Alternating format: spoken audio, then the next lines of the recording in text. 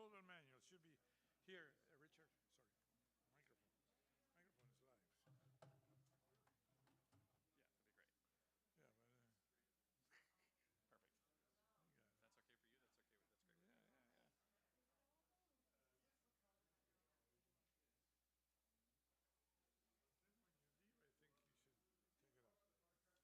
it off. Take the light. Right. Or How can I turn it on and off? Because or turn it off. No, no, take it off. There's a switch here. okay. No, it doesn't bother the face, but I think I should turn it off. Is this? No, I think they set it for pulse. I think. Okay. Kevin said we can start a little late because they're kind of trickling. Yeah, exactly. How are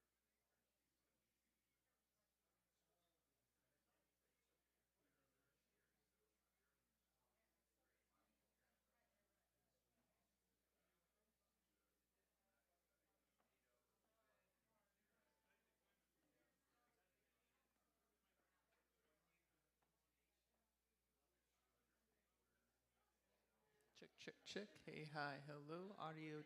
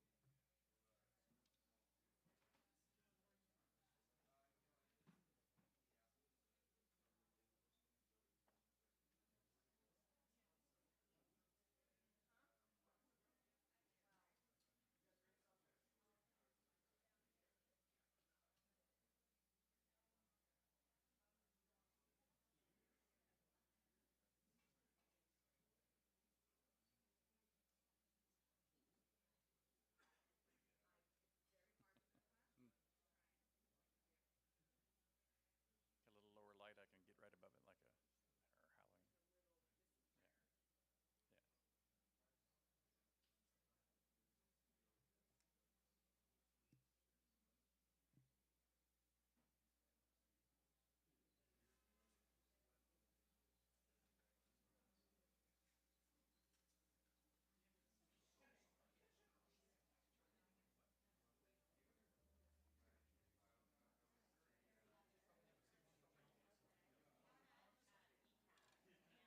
Allison. Oh, yes, exactly. Right.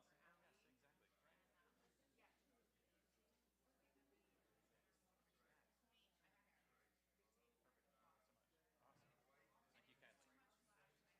Awesome. Thank you, Ken. Flash is fine. Anything you need. Hello, sir. Good.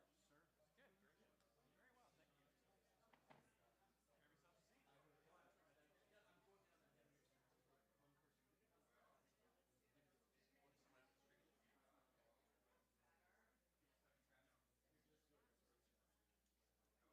Grab yourself a seat.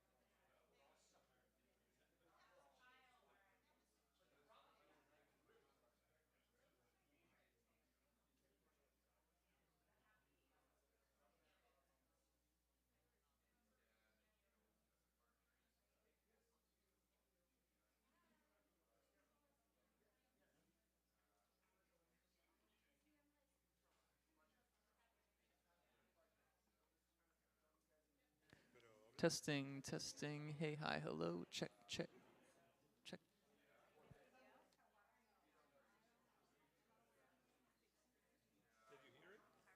Check, check, check. Hey, hi, hello. Testing, testing.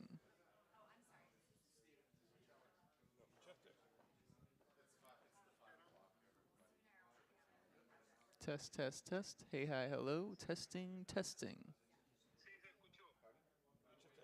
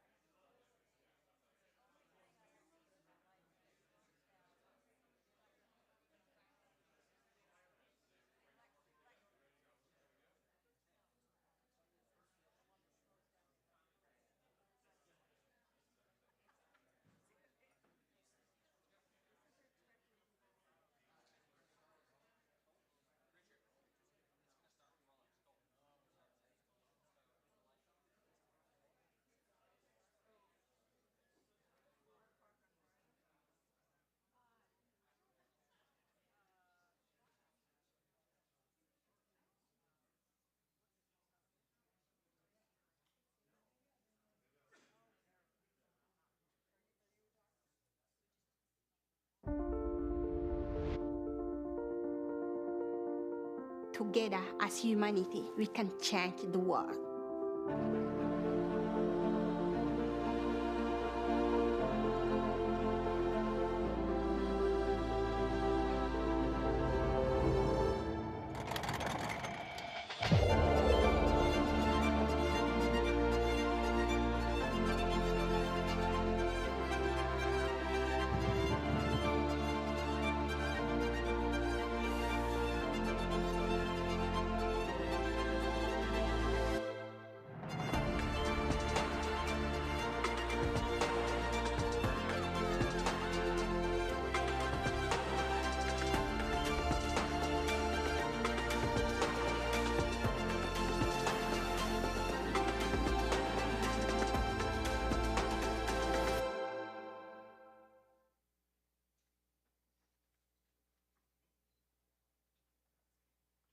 Well, good evening, everyone, and welcome to the Explorers Club, and welcome to our the very first session of the very first night of the Explorers Club Climate Week 2023. I'm very excited all of you made it out through the weather and the traffic, which is always bad this time of year, but I think this year has set a new standard for how difficult it can be to get around, even by some of the empty seats here. The check-in downstairs, we're still missing a good number of people that I'm sure are picking their way through those difficulties. But we're now in our 5th year, and this program continues to grow and inspire audiences from around the world, and we're very grateful to our incredible team that has helped with this all together, including the committee, my friend and member Peter Kellner, one of the week's leading sponsors, and most importantly, the scientists and researchers we'll be hearing from this week, who are on the front lines doing this really critical work that I know all of us share in kind of understanding of how critical that work is and how important it is to have good information now. We're honored as always to have tonight with Rolex as our presenting sponsor as part of their Perpetual Planet initiative. Rolex has a long-standing history of support of protecting our planet and passing it on to the next generation, which we'll learn more about as we hear about our Rolex-sponsored expedition to establish the highest weather station in the world on the slopes of Mount Everest. There are many people to thank this week, particularly, however, our chair, Dr. Alex Moore. Alex is one of the leading climate and health scientists that collects affiliations like the club collects what we call our famous firsts. He teaches and does research at Harvard, the Climate Change Institute, the University of Maine, and the University of Massachusetts. He has served as chair of lectures for this club and as a member of the board, and he now serves as the chair of Climate Week, as well as chairing his own department in these past few years. I guess he also collects chairs. But to all of you, please welcome Dr. Alex Moore, the chair of Climate Week.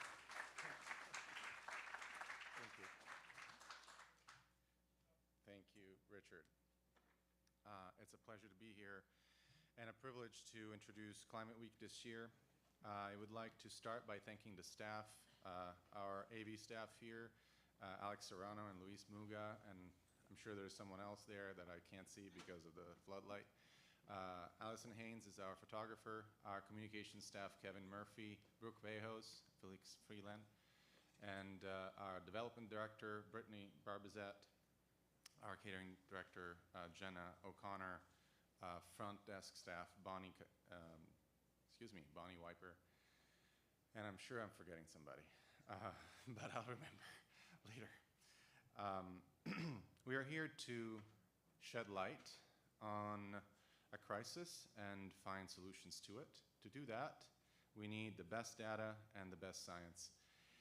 And the person that I think has led the charge in this endeavor for many decades is Dr. Paul Andrew Mayewski, an internationally acclaimed glaciologist and climate scientist and polar explorer. He is the director of the Multidisciplinary Climate Change Institute and distinguished professor in the School of Earth Sciences, School of Marine Sciences, School of Policy and International Affairs, Business School, and Law School, all at the University of Maine. If I collect chairs, he collects schools. Paul was born in Scotland, where he was introduced to hiking very early in life. He has thus far led more than 60 expeditions in the remotest polar and high elevation reaches of the planet, and has received several prestigious national and international awards. And I only list them because they are really, really impressive. The inaugural Medal for Excellence in Antarctic Research from a field of 45 countries and all disciplines, the European Geophysical Union Escher Medal, which I'm sure I've just mispronounced, an honorary PhD from Stockholm University, the International Glaciology Society, Seligman Crystal, and the Explorers Club, Lowell Thomas, and Citation of Merit medals. His contributions to science include the discovery of abrupt climate change driven by atmospheric circulation, human impacts on the chemistry of the atmosphere, impacts of climate change on humans and ecosystem, new methods for ultra-high resolution, high-score sampling, pioneering high-score climate calibration techniques, and the history of human-sourced toxic metal pollution on which we have collaborated, and the application of past and present climate research to modern-day challenges such as health, climate prediction, and climate education. His achievements in exploration include leading teams into uncharted regions of Antarctica, traversing many thousands of kilometers of polar surface, and numerous first ascents of mountains, all to gain scientific knowledge. He actually has a peak named after him, and he will not tell you that, but I will, in Antarctica. Paul has started and led several prominent research projects. Most notably, he is the first person to develop and lead highly successful interdisciplinary climate research programs in all 3 poles: the Greenland, with 25 institutions, International and Transantarctic Scientific Expedition. You should be more impressed that I can say that fast. And the Himalaya Tibetan Plateau. Most recently with the National Geographic Rolex Perpetual Planet Mount Everest expedition with 34 international researchers. He has more than 500 scientific publications under his belt, hundreds of popular and scientific lectures worldwide, 2 popular books which I recommend, The Ice Chronicles and Journey into Climate, which are award-winning, and has appeared hundreds of times in media such as the New York Times, LA Times, Nova, NPR, BBC, multiple CBS, 60 Minutes, and Emmy Award-winning Years of Living Dangerously. Most importantly, he's my friend. And we've been waiting to hear from him for, I think, 3 years now because of COVID. So here's Paul.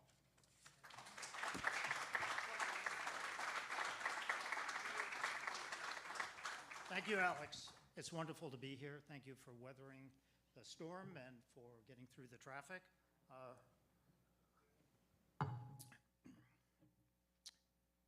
So, there we go. So the title is obviously Everest, and we'll get there. But this is the Explorers Club, and I thought that we should go from the north side of Everest, where my teams and my colleagues, Chinese colleagues and American colleagues, have worked for quite a few years. And we're going to go around the long way. We're going to go back in time. We're going to go visit a lot of other parts of this planet, and we'll eventually make our way to the south side of Everest, the Nepalese side of Everest, and I'll tell you about the expedition. But along the way, I hope that I can convey to you some important scientific ideas that have come from teams that I've worked with, and other people too. Certainly, we don't claim to be the only people who've ever done this, but I think some of these are important. Let me first start with a quick introduction to our institute. We just celebrated our 50th anniversary. We have about 130 people in the institute, and we look at the physical, chemical, biological, and social aspects of climate change. And we do something that's a little bit different than most climate research units. We not only look at present climate, which is about 100 years of the instrumental record, but we also go back in time to look at the past dynamic range of the climate system, and we do this all to be able to make better predictions for the future. In the process, we've developed new technologies, publicly available software. I'll just point to that one at the bottom, Climate Reanalyzer. We get 6,000 hits a day publicly. If you see beautiful pictures of climatology, of weather, there's a good chance some of it comes from our place. And we've also developed new approaches to climate prediction. We work all over the world. We're supported by many different groups, notably NSF, obviously Rolex, National Geographic. And we work, if there's ice, we work there. We work on every single continent. And we work with ice because ice is a sentinel for climate change. I like to say that glaciers don't lie. In this modern world, that's really saying something. Glaciers, if they're small, respond to changes in temperature and precipitation very quickly. If they're large, it takes longer. They can, if they're large, they can impact sea level quite significantly, and they provide water resources, particularly in mountainous areas, for 1.5 billion people on the planet who actually depend in one way or another on glaciers.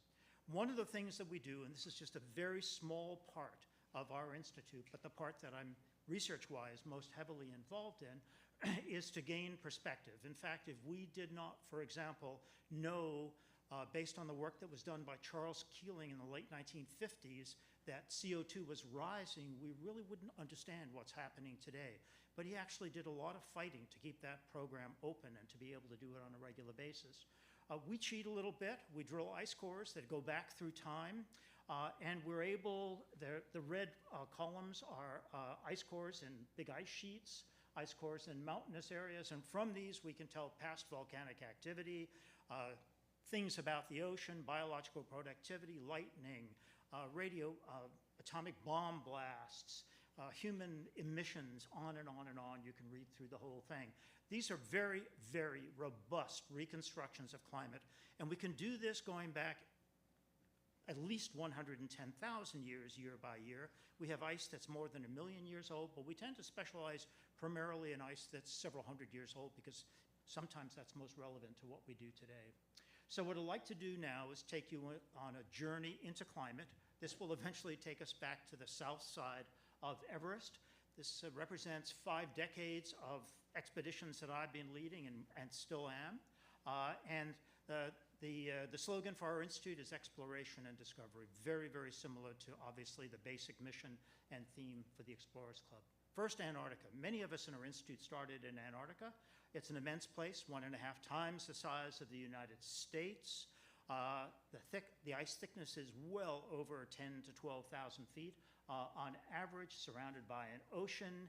And when you fly to Antarctica, you start from New Zealand on the very left side of the map, make your way typically to McMurdo Basin. From there, we go off into many other different places. But what does it look like? As you begin to fly in, which I did for the first time in 1968, you lock off and you see Mount Erebus, 15,000 feet high in the distance. Then you see the edge of a massive section of floating ice. This is just a little bit of it. It's the size of Texas. It has ice cliffs that stick out 200 to 300 meters above the water, so you can only imagine how much is beneath. And these little blocks of ice are obviously icebergs. They're the size of city blocks. Some of them that occasionally have been breaking off are the size of Rhode Island. So this is a massive, massive place. And when I started there, with darker hair and more hair than I have now, we all thought that Antarctica was timeless. I'm standing next to a rock that we, using geochemical techniques, other people, actually not me, said, oh, this rock has been sitting out here probably for 2 to 3 million years. Nothing changes in this place. This is what we were taught. And then you go along the coast of Antarctica and you find Weddell seals. These are juveniles that have been eroded by the wind. You flip them over, and when you touch them, they feel just the way a live Weddell seal does. And radiocarbon dating suggests that these are more than 5,000 years old. So this place, we absolutely believed it was timeless. It had its own climate. There was nothing that you could do to change it. Then we went on, I led the first exploration into that red circle area, northern Victoria land. And as we started to look around, traveling by snowmobile, we didn't have GPS, so we used stakes in order to figure out where we were going, and we would line them up and make our way back. We did about 1,000 kilometers doing this back and forth. And we eventually started to look at these glaciers more closely, and we realized that the mountain glaciers, it's a large ice sheet, as I said, more than 10,000 feet thick on average, but in the mountainous areas that stick above the ice, there are small alpine glaciers that come down. And as we looked at them, we could tell that these glaciers had receded from their former margins not that long ago. And not that long ago then, we were thinking, oh, probably within the last couple of 100 years. But it was the beginning of understanding that maybe Antarctica wasn't so timeless. Of course, now we understand that places like the peninsula lose massive sections of ice. You can see the yellow is the position of the ice, 1986, 2002, and eventually it tucks back. And this is no longer uncommon. It's no longer also uncommon for even the northern parts of Greenland. And if you remember the big the beginning of July this year, all of a sudden, giant heat wave hits the northern hemisphere. It was the beginning of what didn't go away. In fact, in some parts of the country, it hasn't gone away yet. But using our software, and you might have seen this, there are parts of the planet that were warming significantly compared to the mean values of 20 to 30 years earlier. But in particular, down here, that very red area is where temperatures in East Antarctica, the coldest part of Antarctica, in the winter were up to 24 degrees centigrade warmer than they had ever been in any recorded record for that area. All of a sudden, warm air masses are even making it into these high elevation areas. Now, this wasn't sustained for a long time, just for a few days, but it's the beginning. It's the same beginning that happened in Greenland.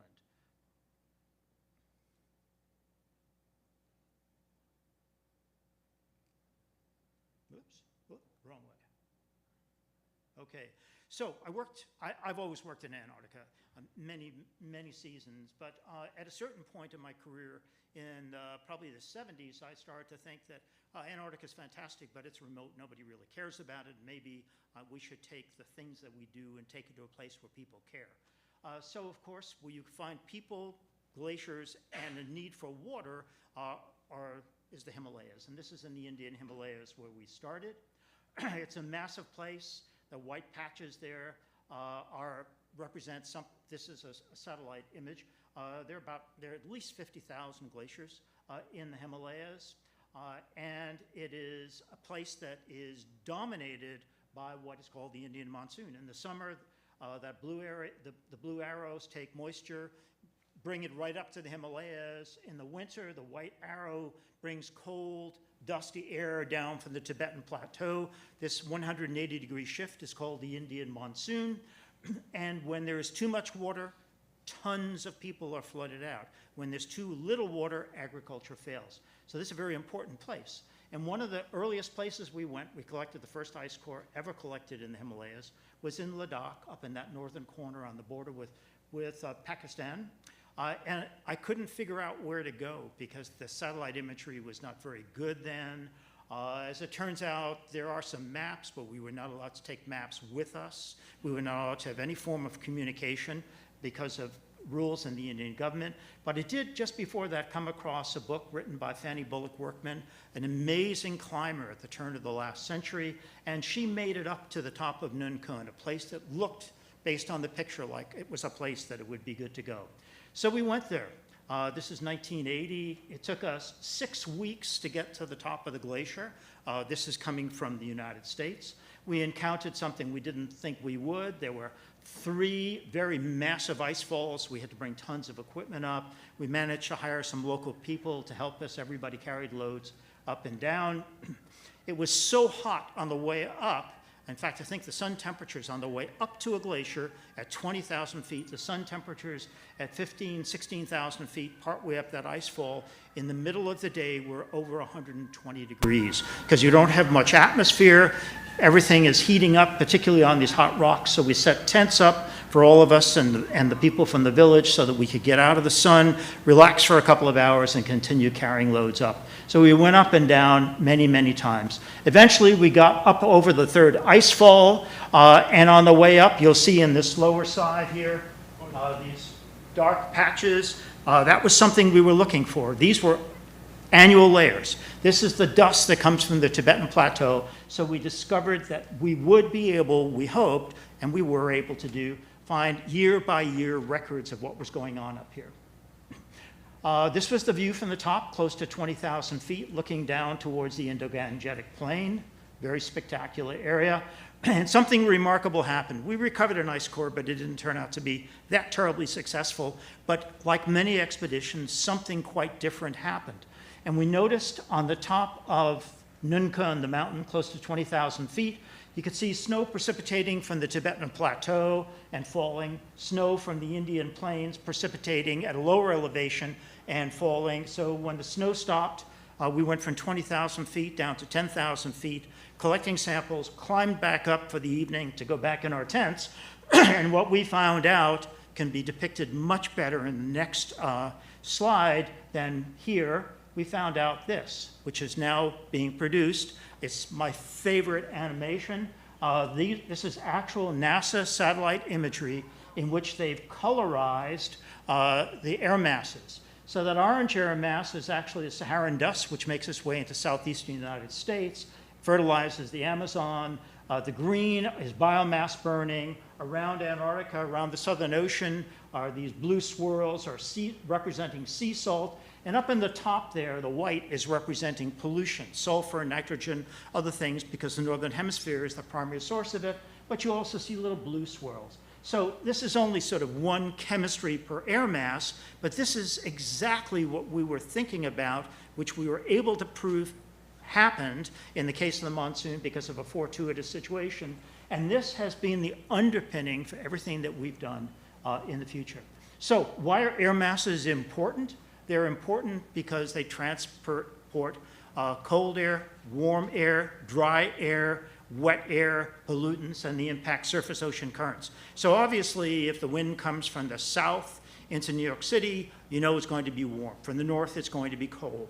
So we can use this to go back in time, literally year by year, in many cases season by season, and now with this new technology, storm by storm, a very long way back in time. So one of the big issues in the 1980s was acid rain. And one of the big questions, in fact, was just the same sort of argument that happened until a few years ago with greenhouse gas warming. Did humans actually produce acid rain? We were supported by EPA to be able to demonstrate whether this was true or not. We chose Greenland. We set up solar panels so that we wouldn't be polluting the ice core as we brought it out. And we drilled down back to about 1700, and sure enough, we saw a rise as of the onset of the Industrial Revolution.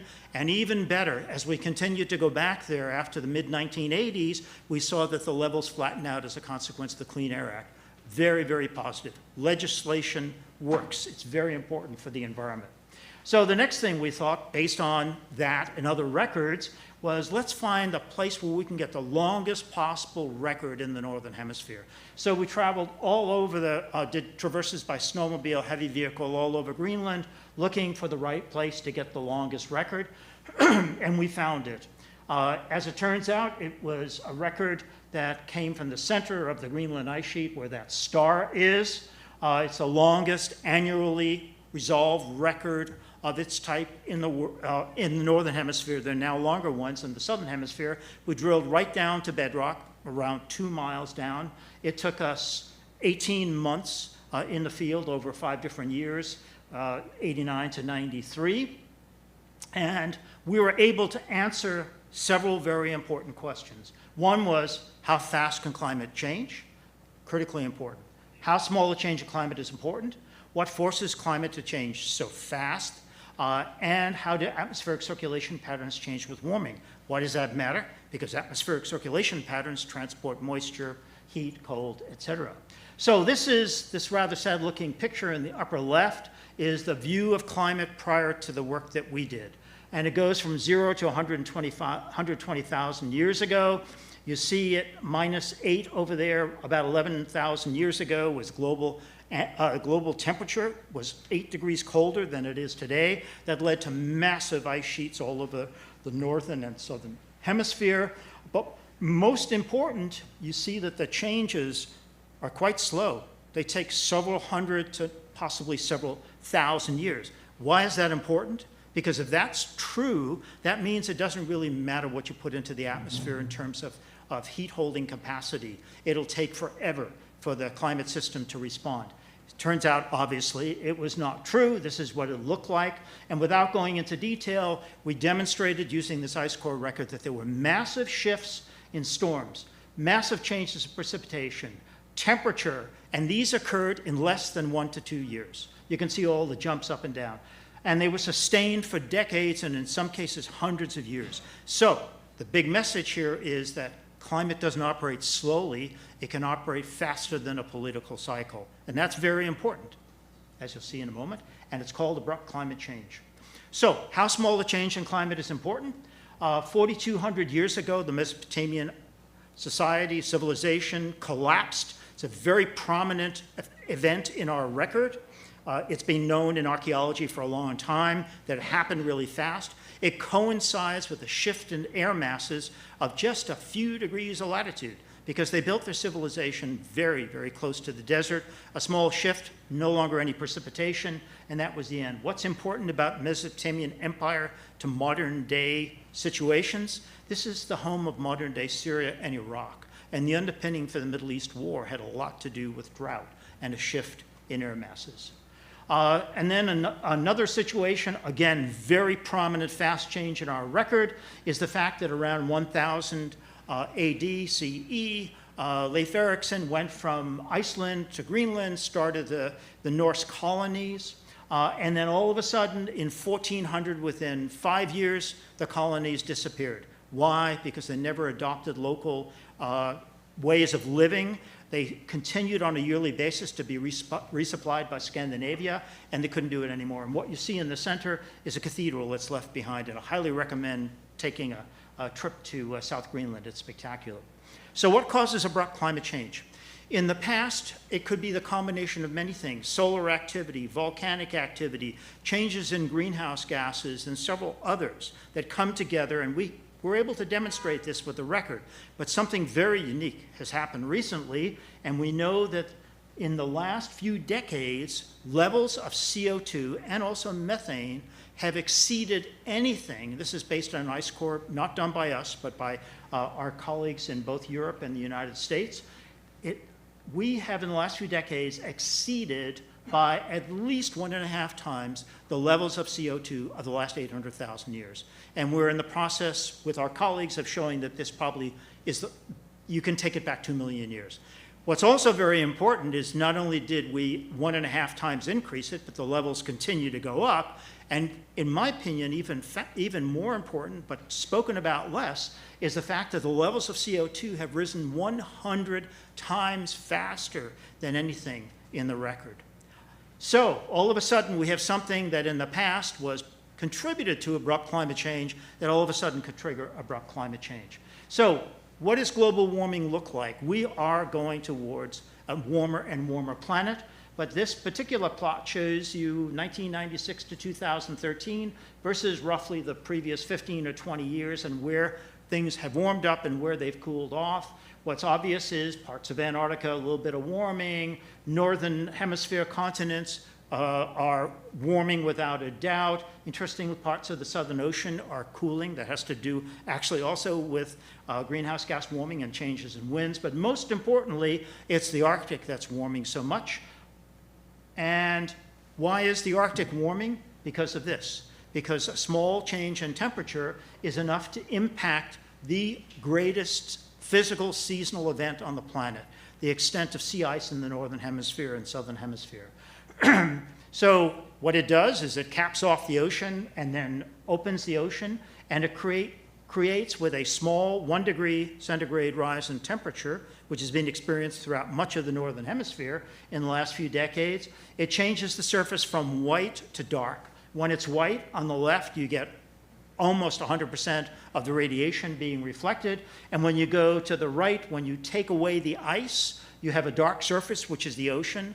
It absorbs heat, but more importantly, it's no longer capping off the heat that was in the ocean. So you get 2 to 3, in some cases, 4 times more heat being released into the atmosphere because of a 1 degree centigrade cooling. So we said for a long time, but we couldn't tell when, that there would be an abrupt climate change, a fast, big change. And here it is. It turns out between 2000 and 2012, particularly in the eastern, the Russian Arctic, the temperatures went up 8 degrees Fahrenheit, 5 degrees centigrade in 4 or 5 years. That change is as fast and as large as the abrupt climate change event that occurred at the transition between the last vestiges of the Ice Age and modern-day climate 11,500 years ago. The only difference is that was much more extensive in the Northern Hemisphere because there was so much more sea ice, and therefore polar amplification to take over. So this abrupt climate change event is big. It's the first. The day after tomorrow, Hollywood was the first to really publicize it, although they got it backwards, but nevertheless, more credit to them. So why is warming of the Arctic important? What does it have to do with the atmosphere? Under a situation on the left in which you have relatively a very cold Arctic, mid-latitudes warm, the jet stream, that orange and red and green thing, which is the air mass that goes from west to east across North America. That's why you can fly faster from California to the East Coast than going back. That is a very, very sharp boundary when you have a steep temperature difference. And it's like a giant wall. It keeps cold air north to the north, warm air to the south. When you warm the Arctic, that temperature barrier begins to weaken, and the air masses can take on this undulating view, which allows cold air to go farther south, warm air to go farther north. And we all know what happens when cold air and warm air come together. You get tremendous amount of turbulence and storms. And here's just one example. This is the Arctic on the left. That's the jet stream during a particular day in the middle of winter. You can see the red pushing its way all the way up to the North Pole. And the one on the right, a little less obvious, but that's temperature. And take my word for it, there are days, as of 2014, when the North Pole, in the middle of winter, in the middle of darkness, is above freezing, because the warm air masses can go that far north. Imagine this jet stream also being responsible to a large degree for drought, flood, fires, storm surges, because again, it transports heat, moisture, and pollutants. So, with this understanding that we got in Greenland, jumping around a little bit, but there are 4 big messages, we realized that we were polluting the Northern Hemisphere, so we thought to ourselves, where do you find the cleanest, absolute cleanest air, snow in the world? Clearly, it should be the Antarctic, the farthest place from the Northern Hemisphere. So in order to do this, we did traverses over parts of Antarctica. This is about 200 miles outside of the South Pole. The temperature here is minus 50 degrees centigrade. Doesn't look like it, but it is. And if you want to find the cleanest snow in the world, what you do is take a snowmobile, you drive to where you want to go, then you take your skis and you ski another few miles, then you leave the skis behind, you put on this clean suit, you walk another half a mile, and you take a snow sample to make sure you haven't contaminated what you have. And we found many pollutants, low levels, but nevertheless pollutants. The most exciting, close to South Pole, was radioactive material that came from Chernobyl, that had made its way high into the atmosphere, traveled through the stratosphere, took 18 months, as was expected theoretically, and landed at the South Pole. So we've done this sort of work looking at pollutants all over, ice cores all over the world. I won't go into the details, but here's a quick summary. On the left, we found radioactive material. It's a great marker for us, unfortunately. We found all sorts of pollution, lead, arsenic, mercury, on and on and on. And now, of course, we're looking at PFASs and microplastics. Why is this important? Because today, I should say the last few decades, we are living in an unprecedented time, not just in human history, in Earth history, for what the chemistry of our atmosphere is, because you consider humanly engineered chemicals and many others. And air quality is responsible for 7 million deaths a year. COVID killed 5 million in 3 years. 7 million deaths, 1 in 10 deaths worldwide. Not so many in the United States, but certainly in other parts of the world. So air quality is a really big deal, just like water quality. So next, along with Alex, and when he was at Harvard and working in the history program, we wanted to combine our really detailed measurements of past climate along with written records, and we found a couple of very interesting things. Alex is the first author of this paper on the Black Death. We found, as you look at lead levels in this ice core from the Swiss-Italian Alps, that the levels, yeah, they rise in the last 100 or so years with the Industrial Revolution. They flatten out legislation, which is fantastic. But everybody always assumed that prior to the Industrial Revolution, you have natural levels of lead. Well, we discovered, to our great surprise, looking at a 2,000-year-long, very detailed record of lead, is that 1346 to 1353, the levels of lead dropped to almost zero. That means that that's the real natural level of lead. And that's what if we want it to be as healthy as we could possibly be, because it impacts our cardiovascular, it is one of the causes of Alzheimer's, as this lead comes out of your bones as you get older. But it means that the true health standard for lead should really be zero. It's not reasonable. But this was a real eye-opener and explains why so many of these diseases have become more important. And then Alex also led a paper on the World War I pandemic and the climate situation that was related to that. So what's happened to all of this stuff that we've been putting into the glaciers, in particular the Northern Hemisphere, in particular the Greenland ice sheet, which is the largest repository for all of our stuff over the last few hundred years, and in particular lead, it's beginning to melt out. So we've been going by sailboat in and out of, which is a very nice thing to be able to do, in and out of all of the fjords on West Greenland and collecting samples of lead. And the Arctic, of course, is changing very, very rapidly. And we know that the extent of sea ice has changed dramatically. Arctic warming is creating a new ocean, therefore new geopolitical activities. And in the lower right is Charles Norkey, my close colleague from the University of Maine Law School. And he and Alex and I have been working on many of the implications that go beyond even the ice cores.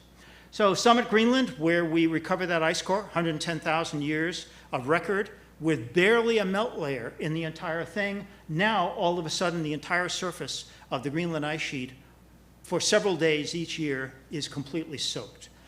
Things have changed dramatically. Greenland is truly warming. So what have we learned thus far? We've experienced the first abrupt climate change of the modern era.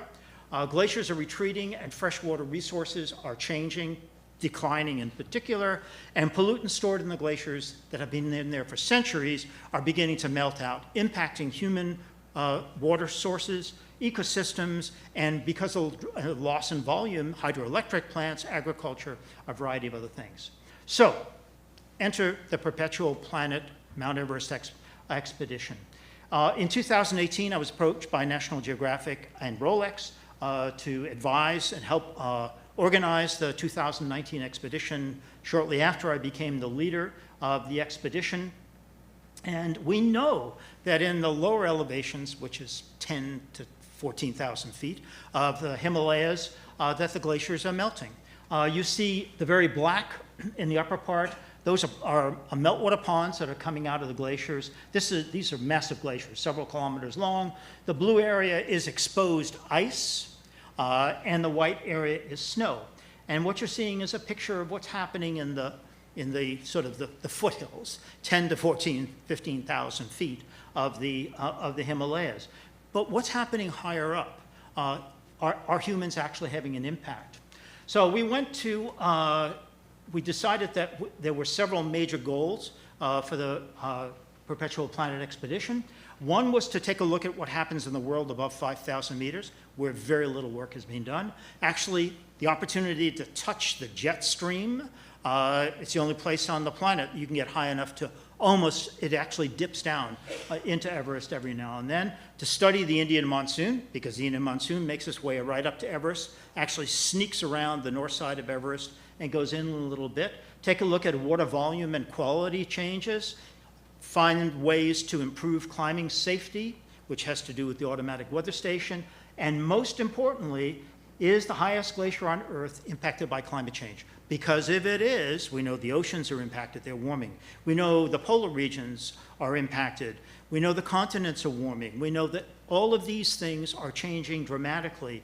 And why does this matter? Because if the highest glaciers on the planet, like Everest, well above 15,000 feet, where the temperatures are well below zero, if there's a change up there, then that means that even the thick ice that's above the lower ice in the Himalayas, where you saw the blue in the lakes, that's beginning to go away too, and has even more dramatic implications than just losing ice along the edge.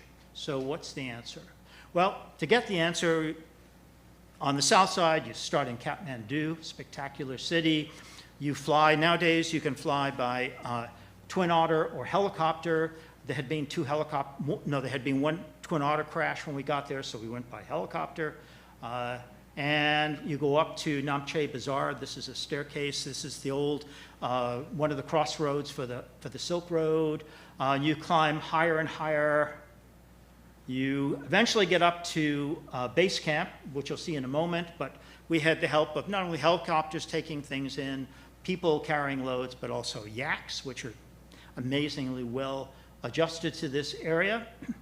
And here's the living situation at base camp. There are about 1,000 people who live in base camp during the primary climbing season, which is late April to early June, and then in the fall climbing season, many fewer. And here's a view looking down from a ridge. And what you see in this jumble, if you look carefully, you'll see little specks of color. Those are the tents that you just saw, number one. This is in a place, it's on ice, but there's been a lot of debris on top of that ice, so it's very, very hummocky. To go from your tent to the toilet, you probably have to go down 50 feet, cross a little pond, walk back up 50 feet, or at least 30 feet just to get there. And you're at 19,500 feet. Whoops, no. So we did a lot of water quality sampling. To see as this glacier, the Khumbu Glacier, melts. Is it changing water quality? Is the water availability changing? And I should say that as you walk around this hummocky area where there are 1,000 people camped, it changes every single year, the shape of it. And there are streams that you can hear flowing underneath it. And on occasion, these streams collapse. Ice collapses, and now there's serious thought by the Nepalese government to actually moving base camp even farther away from the climbing section of Everest, because this is such an unstable place. But the place that you obviously want to go up from the south side to get to Everest is the Khumbu Icefall. You'll see in the lower left the camping area, again, the colored tents, the Khumbu Glacier going from left to right, and then the Khumbu Icefall inside that red ellipse. And it looks as if it's lit up. It is. It's lit up by climbers training up and down the Khumbu Icefall. It's the most treacherous part of the trip, training up and down and having headlamps because they start so early in the day.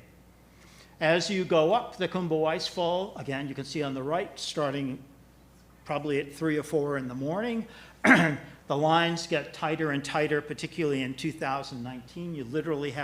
People literally have to wait to get up there. Ladders have been set out by what are called the ice doctors. These are Sherpas who actually put out ladders. They're constantly having to readjust these things.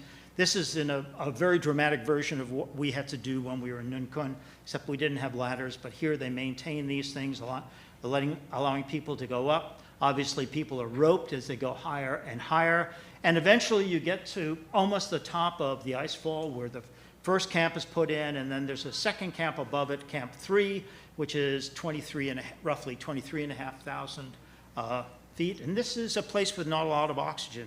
I've spent close to 3 weeks on the north side of Everest at 7,000 meters, and you really know that you're up there. As you continue to go up, you eventually get to the South Col Camp, Camp 4. It's at just below 8,000 meters, 26,000 feet, and we're looking at climbers leaving their last night of sleeping to begin to climb up to the top of Everest. And there are typically 100, 200, 300. There's about a 3-day window that you typically have, and you need 3 days because you're starting from base camp. You've acclimatized several times up and down the Khumbu Icefall. You come back down to base camp. Ideally, you even go to a lower elevation to recover for a while. If you have a lot of money, you can get flown off the Khumbu Icefall back to any country that you want at sea level, spend 2 days at the beach, and then come back again, which actually turns out to be a big help if you can afford it. Most people can't. And then after that, once you've done that 2 or 3 times, the third time is when you go to the beach. Then you go to try to make your ascent. The conditions have to be absolutely right. The temperatures you want to be as warm as possible. The winds you want to be as low, as quiet as possible. And you want as high a pressure system over Everest as you can possibly have, because it makes the relative elevation a little bit lower. Everything counts. So one of the first things that we did, our team, I wasn't here at the time, was to drill an ice core. It turns out, right where that red spot is, you can see the people climbing up on the left, purposely done away from there, to answer the question, is the highest glacier on Earth actually being impacted by climate change? The answer is yes, a resounding yes. This is at 26,500 feet. It's up in what's called the death zone, well above 7,000, and in this case even 8,000 meters. Everybody's wearing oxygen. The person in the center there is one of my team members, Mayewski, and he's drilling surrounded by Sherpas who are helping. He was able to drill down about 12 meters, and keeping in mind that everybody else who's on Everest is actually trying to climb Everest, these guys and the next group of guys are actually trying to do science at the same time. It's a tremendous amount of exertion pulling up. You can see the drill that was used downstairs. We found something that we did not expect at all. We could tell that there was very little snow on the surface and pretty much only ice. We thought, well, that's not impossible.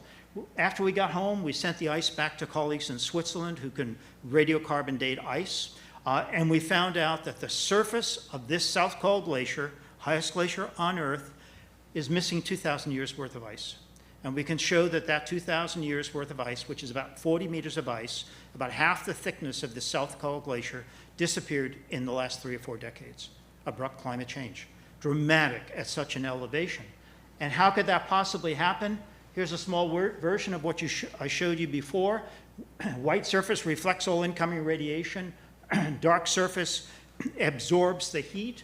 It's not the Arctic Ocean, obviously, but once you turn that white surface, which it is in the winter, but it blows off, and expose that ice surface, which took a while to get exposed in the last few decades. But once it's exposed and you have a dark surface, this place goes really fast. Our estimate is South Col Glacier will be gone in the next 30 to 40 years, which means climbing up to Everest will be quite a different experience then, assuming there isn't an escalator.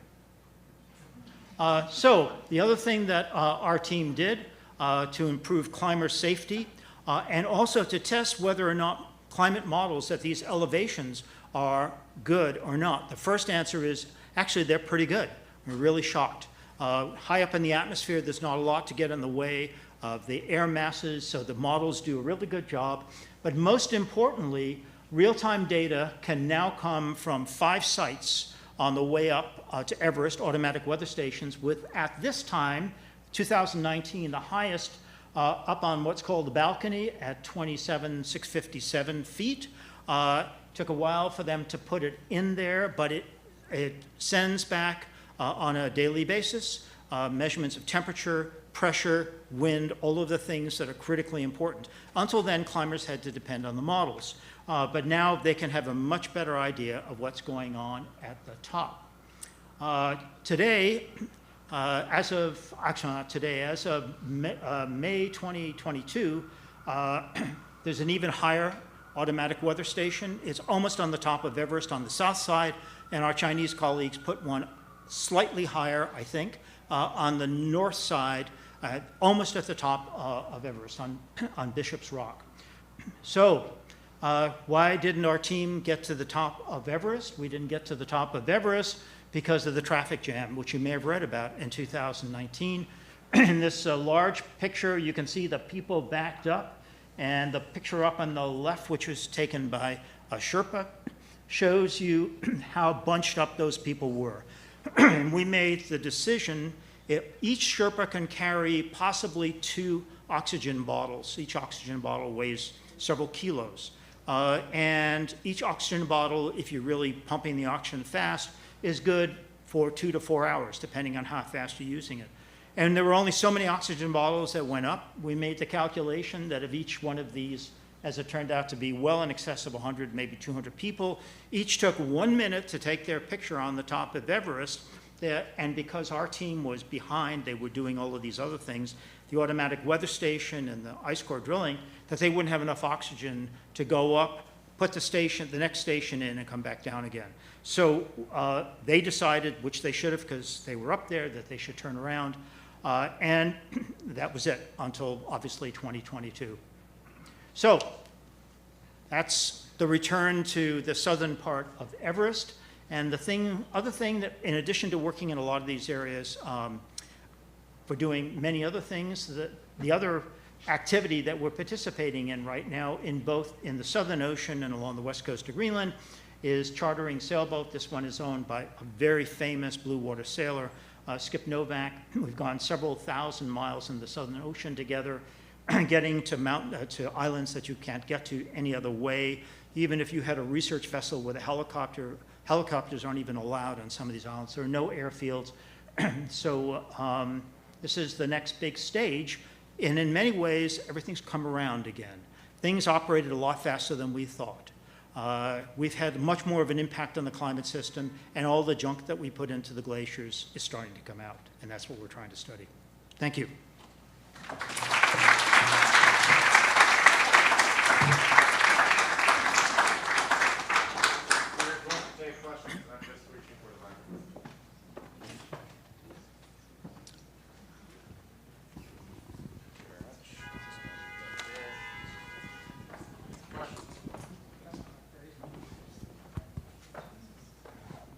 Really?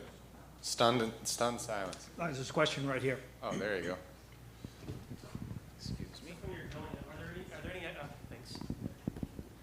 Are there any extrapolations you can make, like from the melting permafrost, from your cores? That's a really good question, and I didn't talk about permafrost and its importance.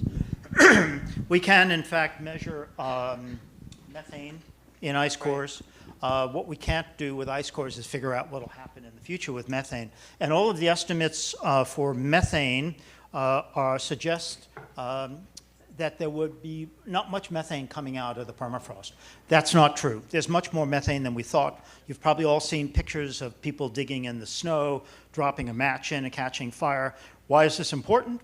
Because methane is 30 to 50 times more effective in trapping heat. And if we thought that this was a big abrupt climate change, 2007 to 2014, if methane gets released, it's a complete game changer.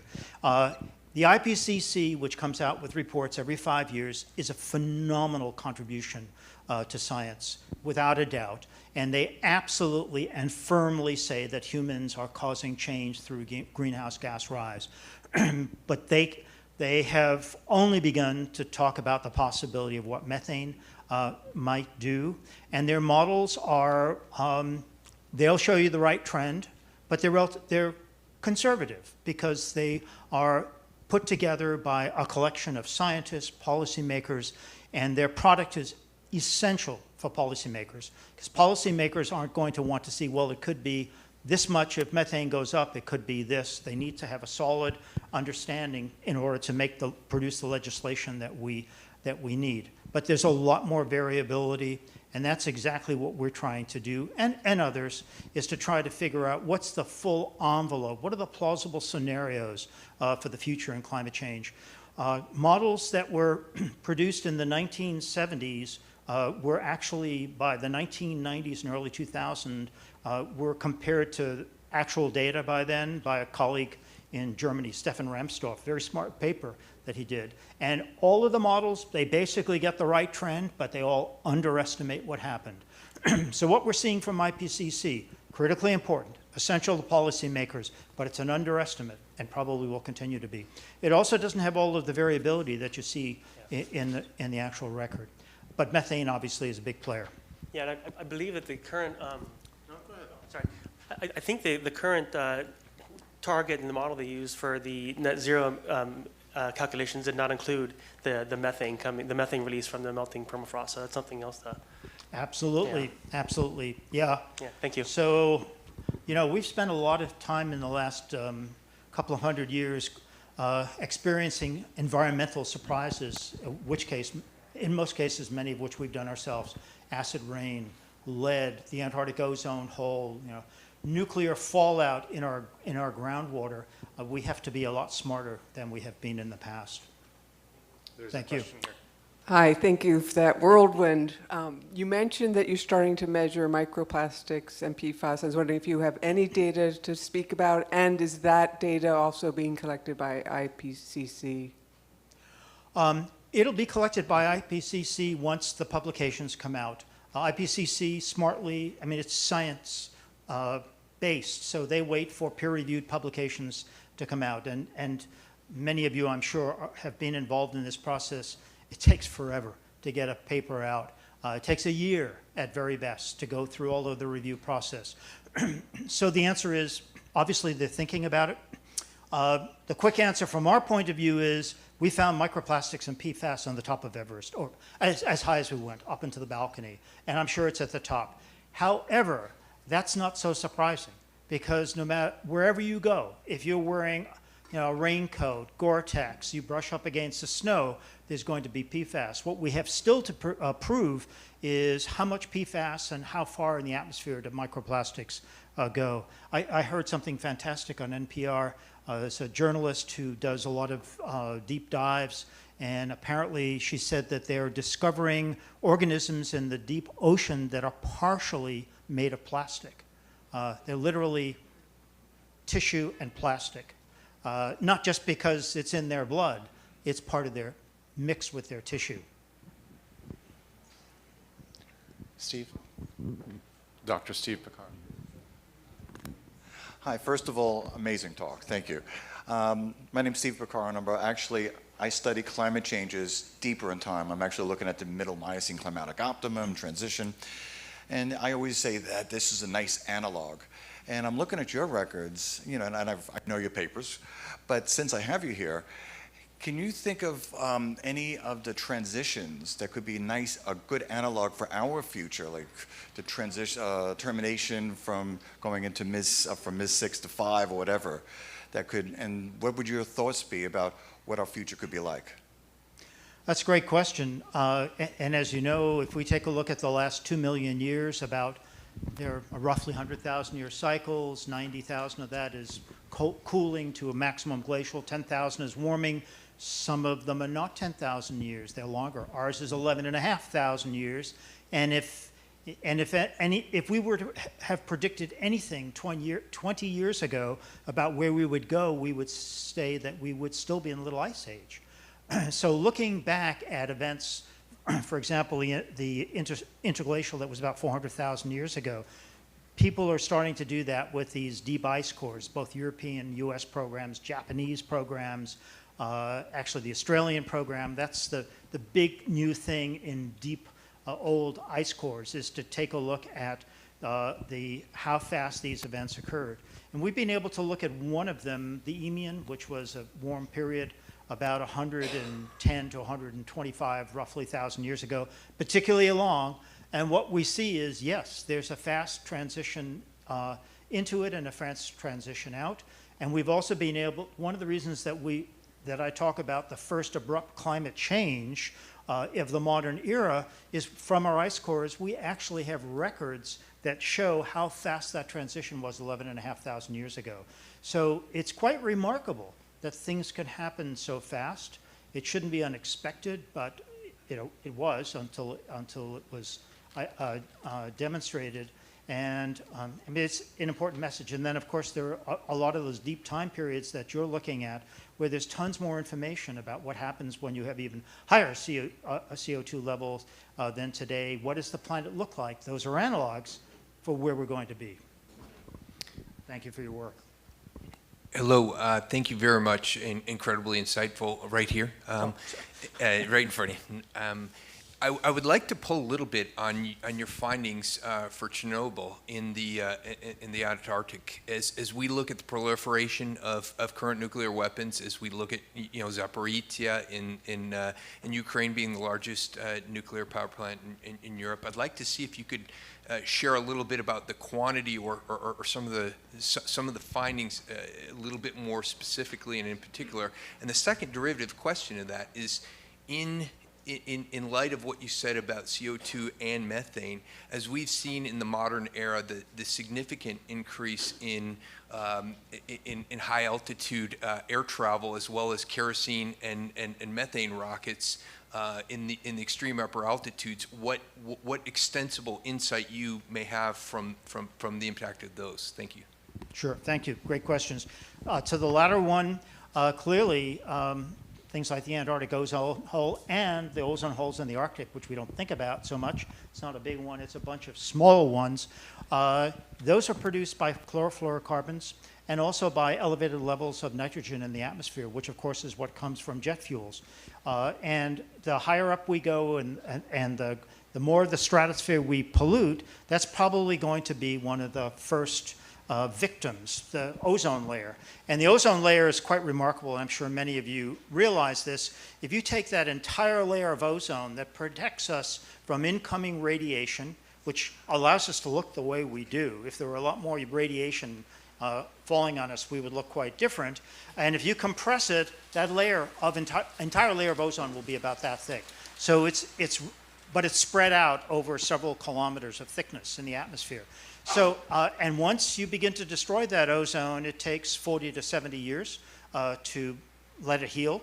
The ozone holes in the Antarctic and the Arctic are beginning to heal because of CFC. So it's the stratosphere, the upper troposphere stratosphere is a very, very sensitive place, and it doesn't take much to change it. We know that. In terms of radioactive material, we were pretty shocked to find Chernobyl, and quite truthfully, we were looking at radioactive material because we used the bomb testing, above ground bomb testing, which stopped in 1972 as a marker. And there's some really big bombs that stand out all over the world. They're beginning to decay. So when all of a sudden in snow that we knew was much younger than that, we saw a radioactive layer, it had to be from Chernobyl. The chemical signature was not terribly fancy, but we could see that. Going even a little bit farther into the discussion, what would happen if there was a nuclear war? Well, we all hypothesize that obviously there would be cooling, a lot of shielding of the atmosphere. There's a model for, there's an analog for it. And that analog is the Toba volcanic eruption 72,000 years ago, which we also saw in the Greenland ice core record. And the Toba volcanic eruption created a cold period that lasted almost 100 years. And without going into a lot of detail, it turns out that the other abrupt climate change events that we saw occur quite regularly, about every 1,500 years. It has to do with a confluence of a bunch of things. That one's anomalous. So it probably was because of the Toba eruption. And if you put that much particulate into the atmosphere and sulfur in the atmosphere, you could have a 100-year change in the climate system. In fact, many of us believe, you could ask the question, why didn't we see a rise in temperature before the early to late 80s? Why, with rising greenhouse gases, didn't we see that before? Many of us believe that's because it coincides with something good that turned out to help something bad. It was the beginning of the Clean Air Act, when we were cleaning up the sulfur and nitrogen in the atmosphere, and all of a sudden we were no longer cooling, allowing the planet to cool by preventing radiation from coming in. We took that away. That also, to me, points to the idea that while there might be geoengineering techniques that are worthwhile looking into, one has to be really, really careful, because we did that one already. We already threw sulfur into the atmosphere, and yeah, it cooled the atmosphere, but it killed lakes and everything else at the same time. Thank you. That's so much for sorry. geoengineering. Do you want to take another question? I was going to transition. Maybe one more. Okay, we're in the Right back there. So you've given us a lot to unpack, lots of insights. And as the son of a director at NOAA and 22 years of weather for the Air Force, I know Dad always talked about freak weather occurrences. What keeps you awake at night of all these things? What's the Antarctic tipping point that you just almost don't even want to talk about because it's so inevitable almost? Well, certainly methane. I think that's a big worry. Seeing that warming over the Antarctic ice sheet, that really surprised me. In fact, when and our software was used to say that this was a unique warming event in the instrumental record. In truth, it was a unique warming event. Yes, the Northern Hemisphere warmed, but it was a particularly warm event because the Antarctic warmed. And we saw exactly the same thing happening in Greenland. And as those warm air masses make their way farther inland, they create more melting in Greenland. As the air masses around the coast of Antarctica make their way inland, that water percolates down into cracks in the ice shelves. And those things, when they freeze, they're like bombs going off and they blow the ice shelves out. You start translating those things farther and farther inland. Granted, the temperature in there is minus 40 to minus 50, and plus 23 centigrade, still going to be cold. However, if you look at our example from South Col Glacier, once you start to change the whiteness of that surface, it's going to accelerate. So I think we're only in the beginning of seeing some of these triggering. Now, what also keeps me up is something really good, and that is that people are realizing that this is going on. Grassroots organizations are starting all over the place. I'm from Maine, and I speak to grassroots groups all the time, and they're trying to do things that will, at the very least, improve our air quality. And if you cut down, I've spoken to skeptics groups, and when the one thing that you can convince skeptics is, do you want to live in a place with clean air? Well, guess what? If you reduce greenhouse gases, you'll have clean air. And we saw that from 9/11, we saw it from COVID, and I'm optimistic that we'll have better air quality. We won't kill 7 million people a year, and we'll get smarter, we'll spend less money on energy, and have fewer, on and on and on, all of those. So, yep. Thank you so much, Paul, for Thank you. an outstanding lecture, keynote lecture of this week. And thank you all for coming and for your questions. Those of you who have tickets to the next event, please transition into the library, otherwise downstairs. And again, thank you for coming to Climate Week. Take care.